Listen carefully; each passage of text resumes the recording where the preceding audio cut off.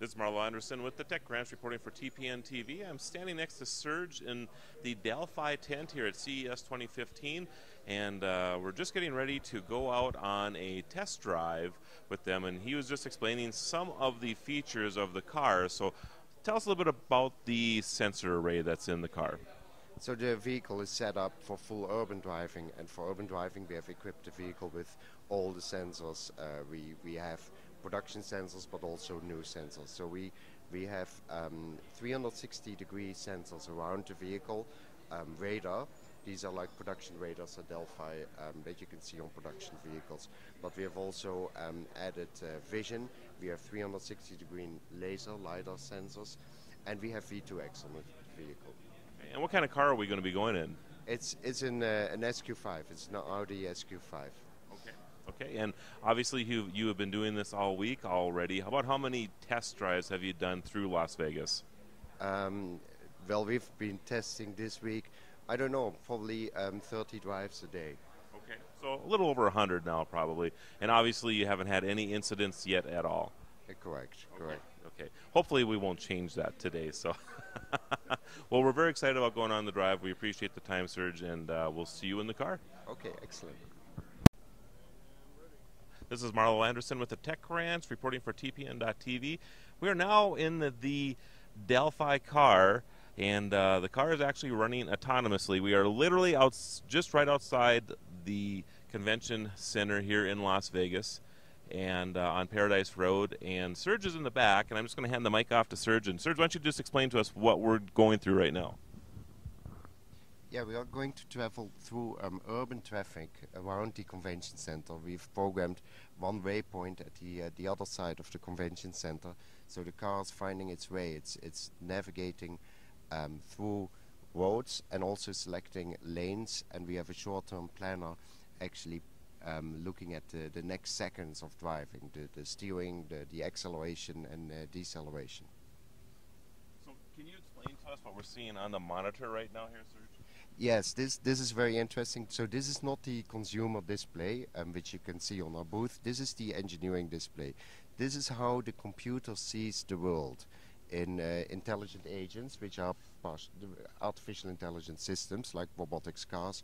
The computer builds an image of the world and then makes decisions on that. So you can see laser reflections from our LiDAR systems. You can see radar reflections from our radar systems, and radar has instantaneous distance but also instantaneous speed by Doppler measurements.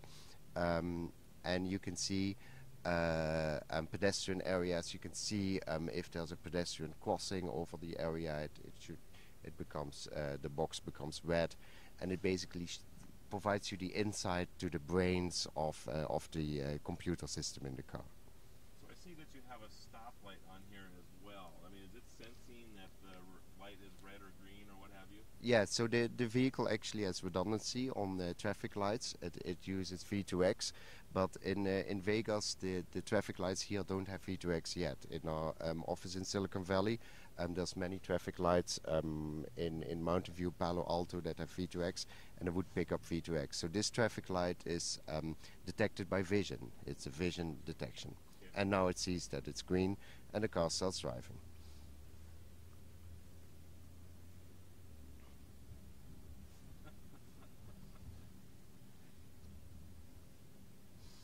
It's pretty amazing. It is pretty amazing. This is actually a very complicated urban route. You have a lot of traffic, you have a lot of lanes, you have a lot of objects that it's tracking. Currently the software is tracking around 60 objects around the vehicle and making decisions on that.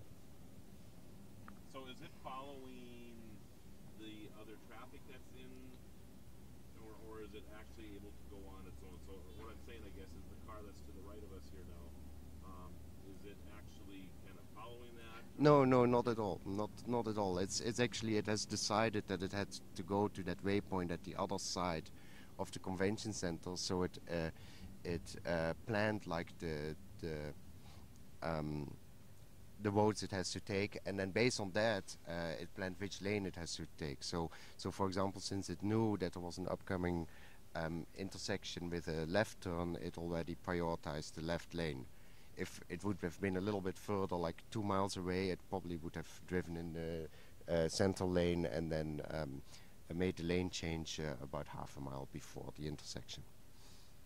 So when do you think that this technology will be available to the general public? A lot of this technology is available now. So for example, the radar systems here are already in production, and they further improve and improve. There will be more and more of this technology gradually coming to the vehicles. So is it, do you feel that maybe the technology is ahead of the regulations in this country right now to allow this to progress properly? Yes, I think the engineers are, of course, super excited about this. We have engineers from all our global sites in our office in Silicon Valley.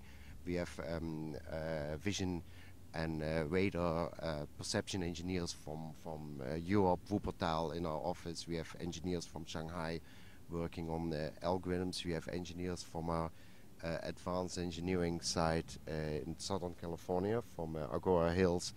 And the engineers, they, by working on the vehicle and integrating it, they see more and more of these use cases. So let's talk about safety a little bit. You know, I've read a lot of reports about, you know, if everybody was driving autonomous vehicles, that our fatality rate in this country would diminish greatly. Have you been reading any of those, and how do you feel about that? Yeah, that's a big concern, and but I'll show you very quickly.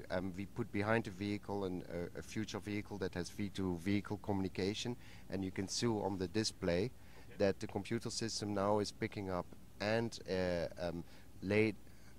LiDAR detections from the vehicle, as well as radar detections, as well as vehicle-to-vehicle signals that are broadcasted over air. Here that I'm pointing at right now, there's actually a car that's behind us that has V2V on board right now and is picking that up. Correct. And this is just a late model vehicle that somebody is just on the road that has recently purchased. We have actually put a V2V transmitter on it, but but Delphi is going into production with V2V in 1.5 years. Okay, very cool. And that's actually going to be a standard. You know, it's going to be a standard thing. I think in 2016, is it not? When you buy something in 2016, the V2V will be on board that car. Yes, more and more of these vehicles will have that. Okay. And it's not a requirement for automated driving, but it also helps safety for non-automated driving. So related to safety, in the US there's about 33,000 deadly accidents every year. That's a huge amount of accidents. That would be the same as one plane crash per week. It's actually shocking. So all technology that we can provide to reduce these accidents is wonderful and very satisfying for the engineers. So the engineers by developing vehicle technology like this, they can actually see more and more use cases of where we can help and assist drivers and make vehicles safer. So I know the insurance industry is trying to figure this out too. What is your take on what the insurance industry has to do to compensate for cars that pilot themselves? Okay, I'm an engineering director, but the engineers they are very excited finding these new use cases where we can actually have better perception than humans. So I think they find two areas of use cases. One of them is like where we are like a little bit distracted, and the computer system is always fully awake. So imagine the situation where there's in California, motorcycles drive in between lanes on high dense traffic, and sometimes you get distracted because you're for 1 hour in traffic jam. Now the computer system will always see a motorcycle coming up between the lanes and can actually warn you. In fact, the vehicle can monitor where you're looking, so it can actually see if you looked in the mirror and whether you have seen the motorcycle. So it could actually warn you even more if it knows that you have not checked the mirror. So that's a use case of distraction. There's also use cases where the computer system can just see more and deeper than humans. So, for example, one really interesting one is you're driving on the motorway and there's a big box on the road. We can actually detect with laser and LiDAR whether that box is a heavy box or just a carton box, and then based on instantaneously checking the vehicle behind you, you can decide whether you just want to drive through the box and not brake and cause an accident, a potential accident from the vehicle behind you. Again, as we went around that corner, it's just amazing how good this is. It really is.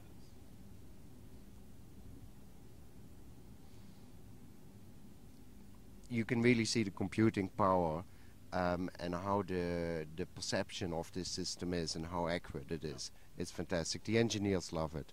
I love the screen here because you can actually, I mean, it gives you so much information. It's almost memorizing just looking at it, you know. And it is our simplified screen, so we can actually, after the drive, play back on the computer, and we can actually re-sim, we call it, and then further develop the algorithms and optimize the algorithms and see what we would, how the vehicle would behave if we make improvements. And I'm amazed again now, so the stoplight has come up on here, and of course it's showing green on here, showing green up here, and this does not have the technology to talk to the car, the stoplight, but yet you're able to sense that anyway. Correct. Vision systems are getting very, very advanced.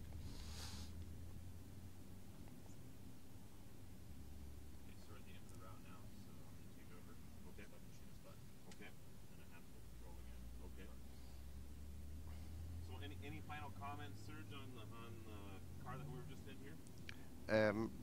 How was the drive?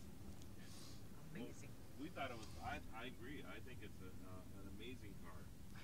Yeah, it's very nice. What I love most is that it brings all the engineers together, and the engineers are coming up with so many new ideas that can be implemented already in the near future.